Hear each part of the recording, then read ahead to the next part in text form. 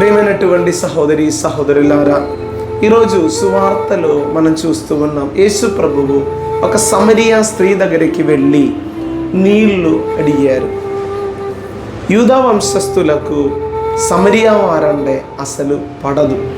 వాక్యములోనే ఉన్నది, యూదా వంశస్థులకు సమరియా వారితో ఏ పొత్తు లేదని. కానీ బిడ్డలారా, మన దేవుడు ఈ భూమిలో మానవుడిగా అవతరించి శ్రమలు పొంది మరణించి మరణాన్ని జయించినది ఒక కులం కోసం కాదు, ఒక జాతి కోసం కాదు, కానీ ఈ భూమిలో ఉన్నటువంటి ప్రతి ఒక్కరి యొక్క రక్షణ కొరకే. కాబట్టి బిడ్డలారా, దేవుడు అంటూ ఉన్నారు, కానీ నేను ఇచ్చు నీటిని త్రాగు వారికి ఎన్నటికీ దప్పిగా కొననండి. కాబట్టి బిడ్డలారా, అందరి రక్షణ కోసం వచ్చిన ఆ దేవుణ్ణి మనస్ఫూర్తిగా విభజనలు లేకుండా నమ్ముకుందాం.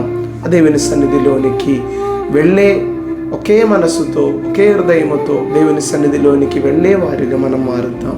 దేవుడు మనల్ని అందరినీ దీవించునుగాక. ఆమేన్.